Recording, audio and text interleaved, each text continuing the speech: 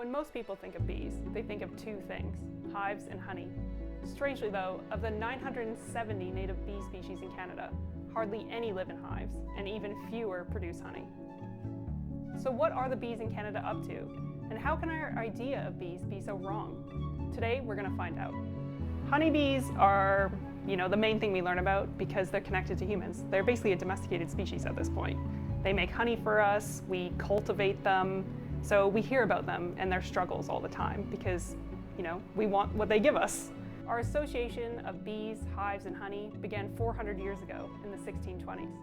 This is when Europeans brought the honeybee to North America as a cultivated species to harvest their honey and beeswax. Thanks to how useful the European honeybee is to us, it tends to get all the attention. So as children, we're brought up on these stories of bees making honey and living in hives. The thing the stories don't specify, though, is that the hives are man-made. Because of the honeybee not being native to Canada, it hasn't evolved to survive our harsh winters.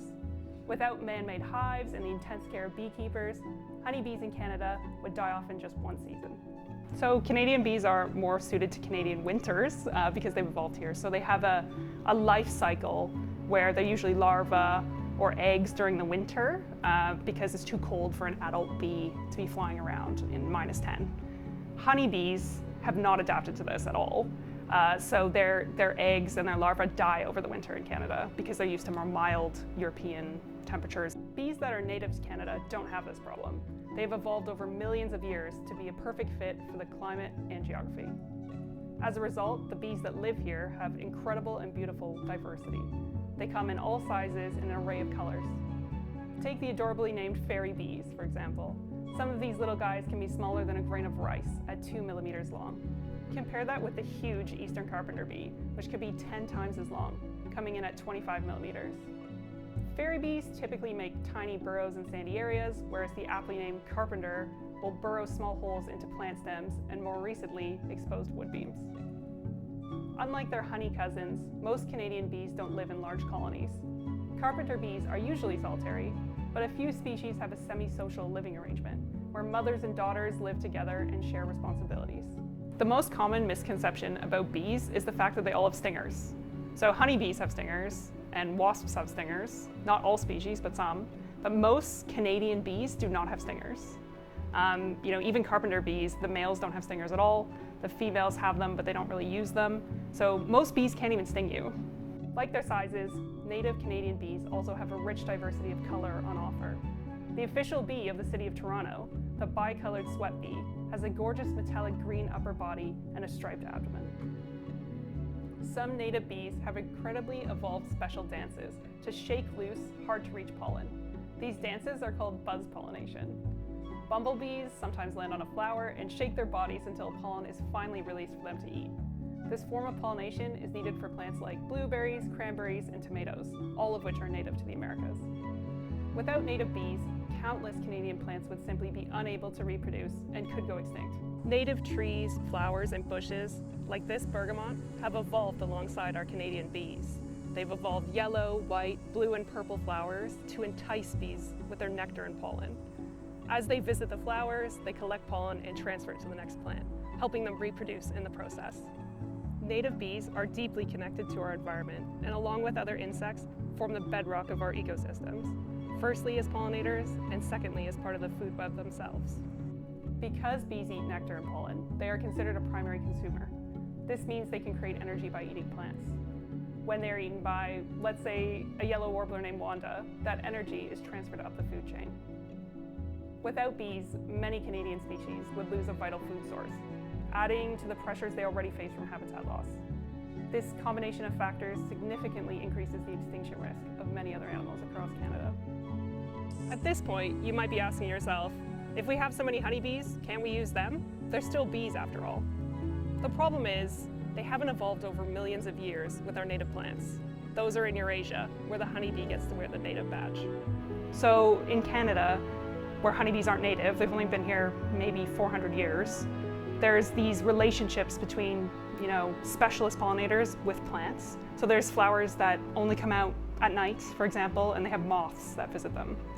So you've got these relationships that have come from millions of years of evolution, and honeybees just can't hold up. They won't visit those flowers. They're very generalist, so they might help a few, but not the wide range of biodiversity we have in Canada.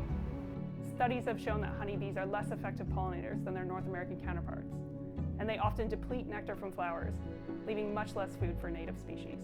Couple this with the fact that the population is dependent on human support, and it's clear that honeybees are no substitute for native bees. It's not just wildlife that needs native pollinators, but Canadian farmers do too. Farmers need native bees because there's so many crops here, like blueberries, strawberries, peaches, tomatoes, cranberries. These are all native to the Americas. So they have bees that have evolved with them to pollinate. So you can't have honeybees come in that would die off every winter if people didn't help them to try and pollinate these huge fields of blueberries.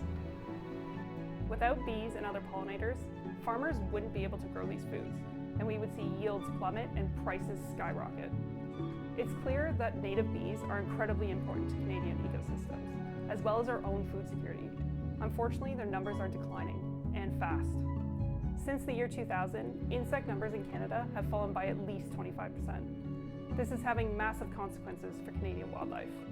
Fewer bees and other pollinators means plants struggle to reproduce, and insect eaters, like many birds, starve.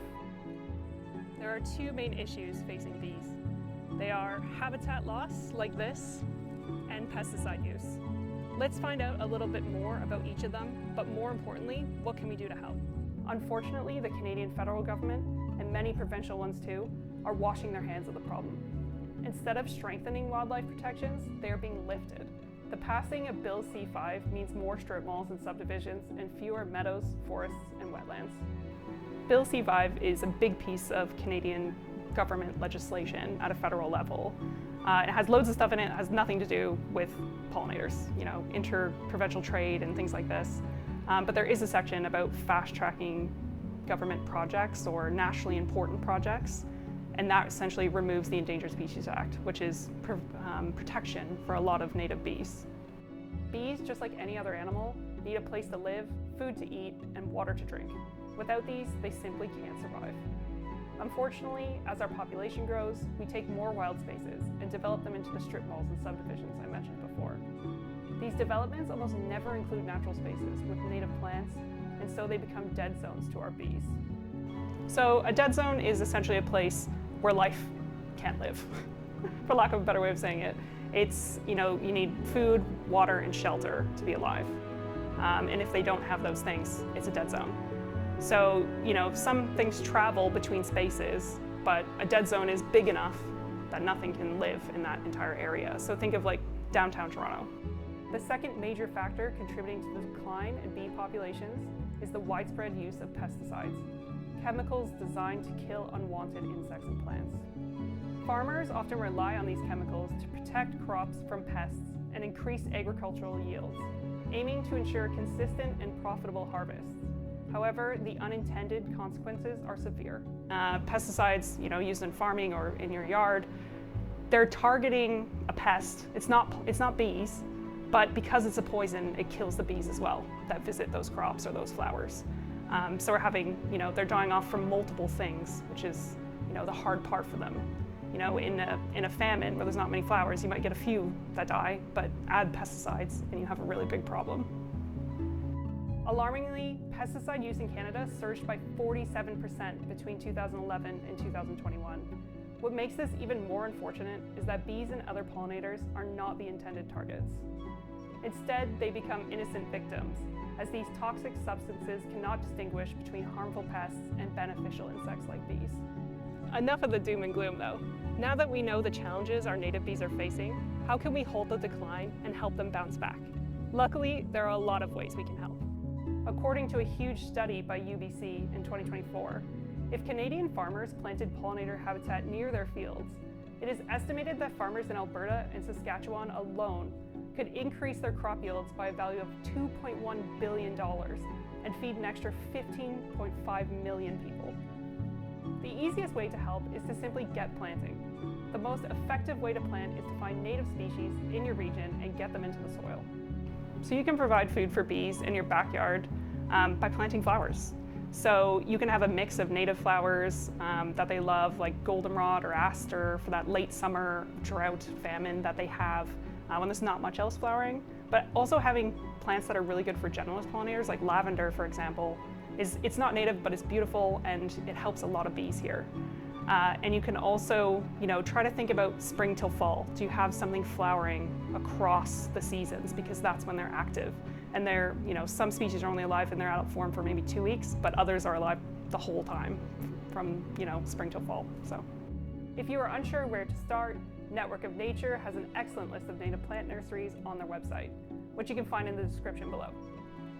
Another great tool to help you find Canadian species by your region is the Find Your Roots program by Pollinator Partnership. So if you want to know what native plants are in your area, you just go to Pollinator Partnership and find, BC interior, and you can find all the species that will help your native bees in that area. Having a good variety of trees, bushes, and flowers provides a place for bees to sleep and eat, all while making your backyard cooler and more attractive in the process. Leaving dandelions or clover in your lawn and going as long as you can between mows really helps, as does leaving areas of long grass. So water for bees is super easy. If you have a bird bath already, they're really good if you put like a rock in there so they can rest, because a lot of bird baths are like metal and they'll just slip in and they can't get out. So if you have like some pebbles in there or something like that, you can really help bees. The ground ones are really good too, because you can help some small mammals too, like skunks and raccoons and all those fun things we have. So yeah, just a bird bath or a water fountain, something like that. When it comes to pesticides, using alternative controls that are less damaging is the way to go. Rather than spraying poison all over your lawn, consider pulling plants you don't want by hand. If it's specifically insects you are trying to control, increasing the diversity of plants in your yard will encourage native predators. The most beneficial thing you can do, though, is challenge the notion of what a pest actually is. Are you using pesticides to stop weeds like goldenrod or fleabane from growing? A weed is just a plant that you don't want. So a weed can be anything. I think a weed is garlic mustard because it's invasive. Other people think goldenrod's a weed, even though it's great for pollinators. Tolerating a plant you don't love the look of can provide an abundance of food for native bees that could be the difference between extinction and survival. Bees like the gorgeous bicolored sweat bee and humble bumblebee are true Canadian treasures, and it's up to us, the people of this country, to make sure they survive and thrive. So leave that goldenrod, plant some bergamot, and let's make more room in our beautiful country for our own beautiful bees.